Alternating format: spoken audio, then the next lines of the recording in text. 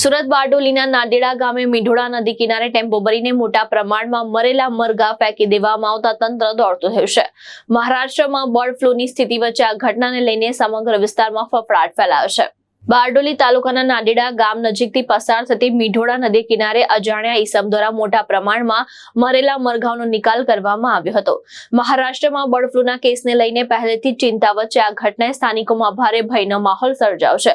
મળતી માહિતી મુજબ કેટલાક અજાણ્યા ઈસમો ટેમ્પો ભરીને નદી કિનારે આવ્યા હતા અને જાહેર જગ્યાએ મરેલા મરઘાઓનો જથ્થો ફેંકી જતા રહ્યા હતા।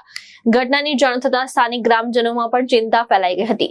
ઘટનાની ગંભીરતાને ધ્યાનમાં રાખીને નાદેડા ગ્રામ પંચાયતના સરપંચ તલાટી સહિતની ટીમ તાત્કાલિક સ્થળ પર પહોંચી હતી અને સાથે જ સમગ્ર મામલે ઉચ્ચ અધિકારીને જાણ કરવામાં આવી હતી। નદી કિનારે મોટી સંખ્યામાં મરેલા મરઘા મળી આવતા પશુ ચિકિત્સકની મદદ લેવામાં આવીને જરૂરી તપાસ હાથ ધરાઈ।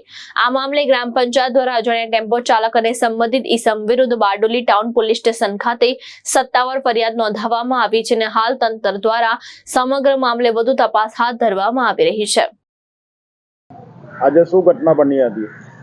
આજ રોજ હું તલાટી મંત્રી નાંદેડા, સરપંચશ્રી નાંદેડા, સરપંચશ્રીને સવારે 10 વાગ્યાના અરસામાં મીંઢોળા નદીના પુલ પાસે કોઈ ઈસમો આઈસર ટેમ્પામાં મરેલા મરઘાનું જાહેર સ્થળે નિકાલ કરે છે તેવું જાણવા મળેલ, જેથી અમે આજરોજ સવારે 10 વાગ્યાના અરસામાં સ્થળ પર પહોંચી મરેલા મરઘાને જાહેર સ્થળે નદી તેનો નિકાલ કરતા હતા તે અટકાવેલા છે।